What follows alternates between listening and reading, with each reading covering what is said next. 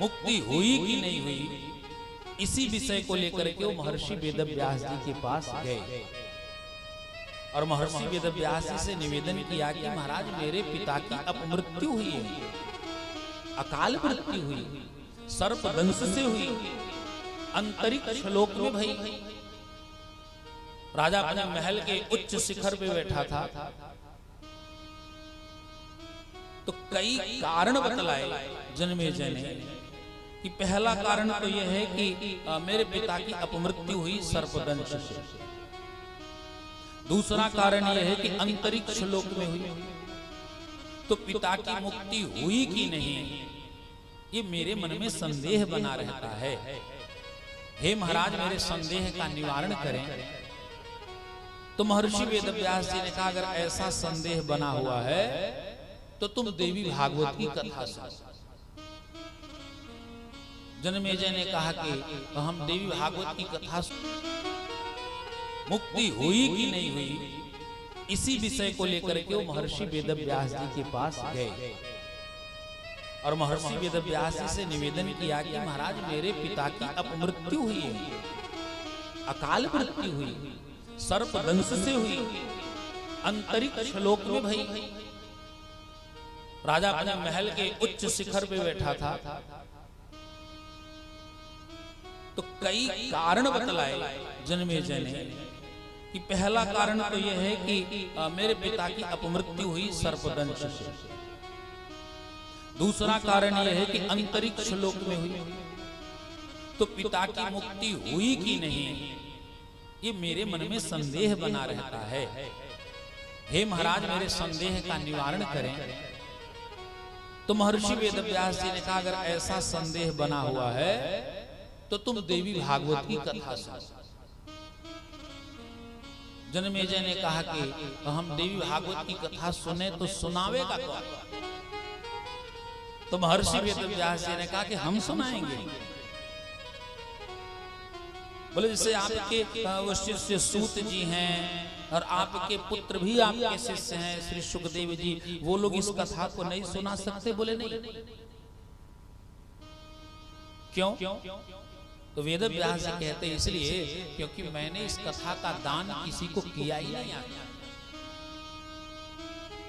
इसको मैंने अपने पास बचा के रखा है। अतः मैं तुम्हें देवी भागवत की कथा सुनाऊंगा। तो राजा परीक्षित के मुक्ति का विशेष पितर जनों के उद्धार के निमित्त अज्ञानता में जो पितरगण भटक गए हैं, जिनकी आत्माएं भटक गई हैं, जिनका उद्धार अभी तक नहीं हो पाया है, उन समस्त पितरगणों के उद्धार के निमित्त और जीवन को सदुपयोगी बनाने के लिए माता आदि शक्ति की आराधना के निमित्त और आदि शक्ति के बारे में जानने के निमित्त सबसे श्रेष्ठ साधन है श्रीमद् देवी भागवत। बोलो देवी मैया की जय हो। सो आदि शक्ति मैया की ये जो देवी भागवत की कथा है, इस कथा को हम सुने और सुन करके अपने जीवन को धन्य बनावे। यद्यपि लोग देवी भागवत की कथा से कम परिचित हैं, लेकिन मैंने इस काशी और प्रयाग के मध्य की भूमि में कई बार देवी भागवत की कथा लोगों को हमने सुनाई। और अभी तो मेरा एक संकल्प चल रहा है कि भागवत की कथा और राम कथा तो चलती रहेगी, साल में कम से कम एक कथा किसी अन्य पुराण की करने की इच्छा है और वो क्रम भी चल रहा है। भागवत महापुराण की कथा तो चली रही है, शिव महापुराण की कई कथाएं हमने इस क्षेत्र में की हैं, बाहर भी जाके की हैं, देवी भागवत की भी कथा हो ही रही है। और अभी कुछ दिनों पहले 8 अप्रैल से 8 अप्रैल से कथा मैंने मुदगल पुराण, गरुण पुराण, मुदगल पुराण और गणेश पुराण को लेकर के कथा की। यही इसी भदोही जनपद में। तो मन में विचार ये भी है कि जीवन में भागवत कथा चलती रहे, राम कथा चलती रहे और 18 पुराणों की कथा भी लोगों को सुनाऊं मैं, ये मेरा संकल्प भी है। और वेद व्यास जी की महती कृपा अनुकंपा से, श्री स्वामी सुखदेव जी की कृपा से ये अवसर प्राप्त हो भी रहा है और लोगों को कथा सुनने का अवसर भी मिल रहा है। और बड़ा ही सुखद विषय को उद्घाटित करूं मैं। 23 जुलाई से 30 जुलाई तक हमें भागवत कथा का गुणानुवाद करने का अवसर मिला है सुख तीर्थ में, जहां पे सुखदेव जी की कथा हुई है मुजफ्फरनगर में। तो 23 अप्रैल से 23 जुलाई से 30 जुलाई सुख क्षेत्र में रह करके हम लोग भागवत कथा पे चिंतन करेंगे। आइए इस भागवत कल्पतरु धाम के पवित्र प्रांगण में ये जो दिव्य भव्य पंडाल बन करके तैयार हुआ है अष्टोत्तर भागवत के निमित्त, लेकिन कोरोना के कारण वो हो नहीं पाया।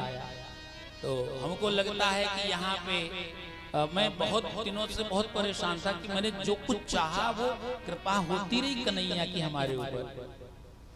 मैंने इस स्थान पे अष्टोत्तर का संकल्प लिया और मेरा अष्टोत्तर हुआ क्यों नहीं।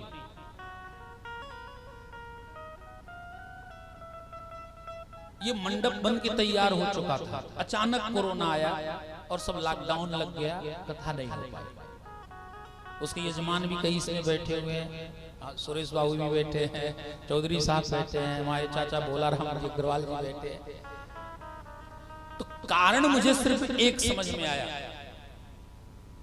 कि ये जो स्थान है ये शक्ति के उपासना का केंद्र है और इसके पूर्व यहाँ पर 10 सत्चंडी लगातार 10 वर्ष तक भई, जिसमें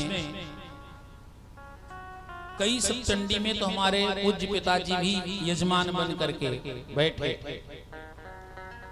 मन व्यथित था, लेकिन अचानक भगवत प्रेरणा जब मन में जगी तो मन शांत भी हुआ, क्योंकि मन में भाव ये आया कि जो शक्ति प्रधान स्थान है, लगता है यहाँ पे पहले शक्ति मैया की कथा होगी, बाद में शक्तिमान की कथा होगी, इसलिए आज तक शक्तिमान की कथा नहीं हो पाई और शक्ति की पहले कथा हुई। तो देवी भागवत कथा कहने का अवसर मिला है। इस भागवत कल्पतरु धाम के प्रांगण में हमारे मुख्य यजमान श्री भोला राम अग्रवाल जी सपत्नीक यहाँ पे पधारे हैं। उनके दोनों पुत्र विजय अग्रवाल जी, योगेश अग्रवाल जी, उनकी पुत्र बधू मुनमुन अग्रवाल, रेखा अग्रवाल, पौत्रियां, उनके भतीजे सुरेश अग्रवाल जी और उनके साड़ू भाई और पूरा परिवार ही यहाँ पे बैठा हुआ है। सबका नाम लेंगे तो पूरी देवी भागवत तैयार हो जाएगी। आइए चलिए हम चलते हैं देवी भागवत की।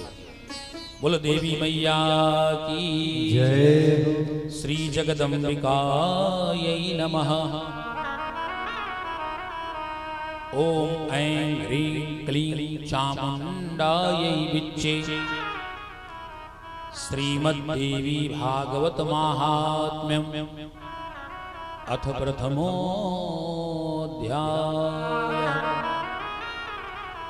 सृष्टौ या सर्गरूपा जगद्वनविधौ पालिनीया च रौद्री। संहारे चापि यस्या जगदिदमखिलं क्रीडनं या पराख्या। पश्यन्ति मध्यमातो तदनु भगवती वैखरी वर्णरूपा। सास्मत्माचं प्रसन्ना विधिहरिगिरिशा राधितालंकरो।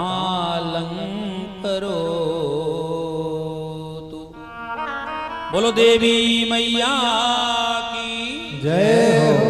श्रीमद् देवी भागवत की कथा सुने उसके पहले हम महात्मा की कथा सुनते हैं, अर्थात हम अपना परिचय कर लेते हैं देवी भागवत से। ये देवी भागवत की कथा क्या है, इस कथा को कैसे सुननी चाहिए, श्रोता के नियम क्या हैं, वक्ता के नियम क्या हैं, इस कथा को सबसे पहले किसने सुनी, क्यों सुनी, इन सारे विषयों का बोध होता है महात्मा की कथा से। तो महात्मा की कथा के माध्यम से वास्तविक कथा का बोध होता है, ज्ञान होता है, जानकारी मिलती है। और जब तक हमें परिचय नहीं मिल जाता तब तक प्रेम की प्राप्ति नहीं होती है। तो आइए देवी भागवत जी का हम परिचय करें महात्मा के माध्यम से। जाने बिनु न होई परतीति, जाने बिनु न होई परतीति, जाने बिनु न होई परतीति, जाने बिनु न होई परतीति, जाने बिनु न होई परतीति, जाने बिनु न होई परतीति, बिनु परतीति होई नहीं प्रीति, बिनु परतीति होई नहीं प्रीति, बिनु परतीति होई नहीं प्रीति। बिनु परतीति होई नहीं प्रीति। जाने बिनु न होई परतीति, बिनु परतीति होई नहीं प्रीति। जब तक हम जान नहीं लेते कि देवी भागवत की कथा क्या है, तब तक सही ढंग से हमारे मन में इस देवी भागवत कथा के प्रति सच्ची श्रद्धा की जागृति नहीं है। तो भागवत महात्म्य के मंगलाचरण में देवी जी की उपासना गाई गई। या सृष्टौ सर्गरूपा जगदवन विधौ पालिनीया चरौत्री। सुने तो सुनावेगा कौन? तो महर्षि वेदव्यास जी ने कहा कि हम सुनाएंगे। बोले जैसे आपके वो शिष्य सूत जी हैं और आपके पुत्र भी आपके शिष्य हैं श्री सुखदेव जी, वो लोग इस कथा को नहीं सुना सकते? बोले नहीं। क्यों? तो वेदव्यास जी कहते हैं इसलिए क्योंकि मैंने इस कथा का दान किसी को किया ही नहीं आया, इसको मैंने अपने पास बचा के रखा है। अतः मैं तुम्हें देवी भागवत की कथा सुनाऊंगा। तो राजा परीक्षित के मुक्ति का विशेष पितर जनों के उद्धार के निमित्त अज्ञानता में जो पितरगण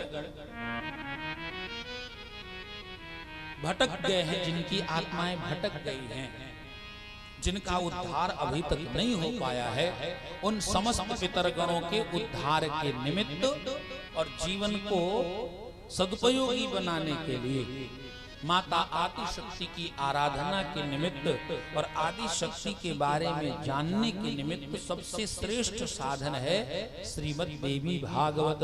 बोलो देवी मैया की जय हो। सो आदि शक्ति मैया की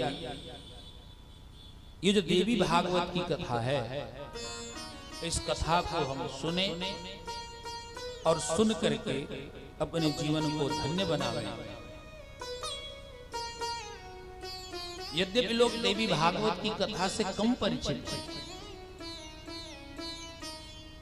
लेकिन मैंने इस काशी और प्रयाग के मध्य की भूमि में कई बार देवी भागवत की कथा लोगों को हमने सुनाई। और अभी तो मेरा एक संकल्प चल रहा है कि भागवत की कथा और राम कथा तो चलती रहेगी, साल में कम से कम एक कथा किसी अन्य पुराण की करने की इच्छा है और वो क्रम भी चल रहा है।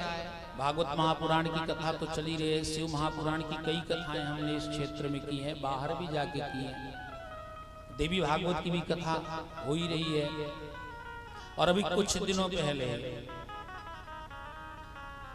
8 अप्रैल से था, 8 अप्रैल से 8 अप्रैल से कथा मैंने मुदगल पुराण और गरुण पुराण, मुदगल पुराण और गणेश पुराण को लेकर के कथा की, यही इसी भदोही जनपद में।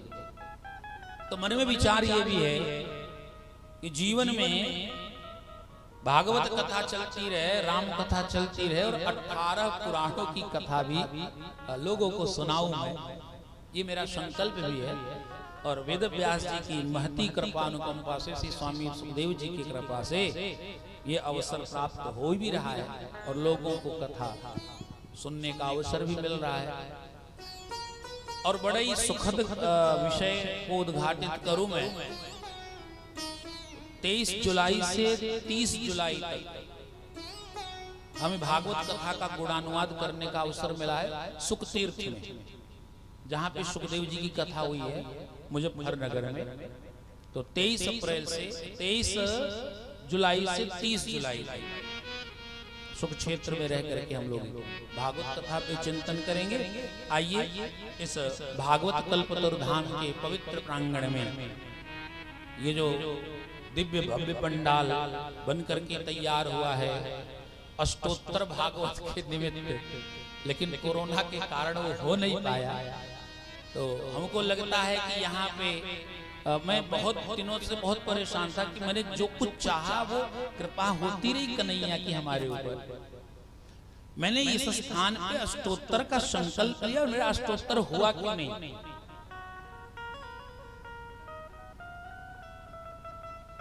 ये मंडप बन के तैयार हो चुका था, अचानक कोरोना आया और सब लॉकडाउन लग गया, कथा नहीं हो पाई।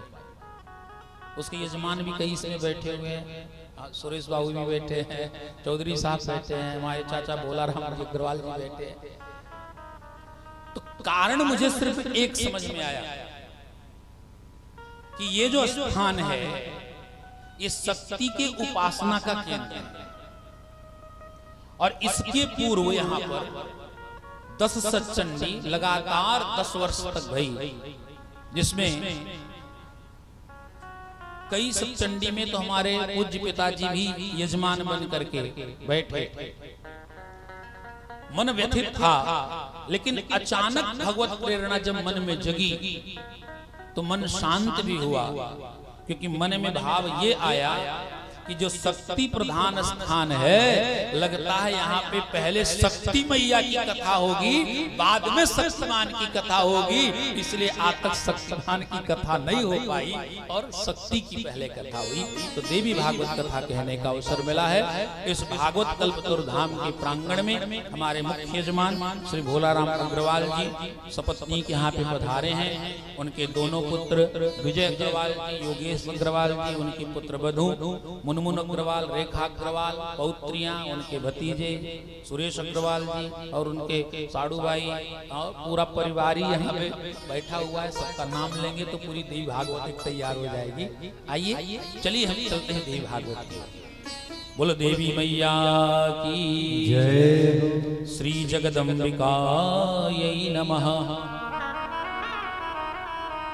ओम ऐं ह्रीं क्लीं चामुण्डायै विच्चे। श्रीमद्देवी भागवत माहात्म्यम् अथ प्रथमोऽध्यायः। सृष्टौ या सर्गरूपा जगद्वनविधौ पालिनीया च रौद्री। संहारे चापि यस्या जगददिमखिलं क्रीडनं या पराख्या। पश्यन्ति मध्यमातो तदनु भगवती वैखरी वर्णरूपा। सास्मत्माचं प्रसन्ना विधिहरिगिरिशा राधितालंकरो।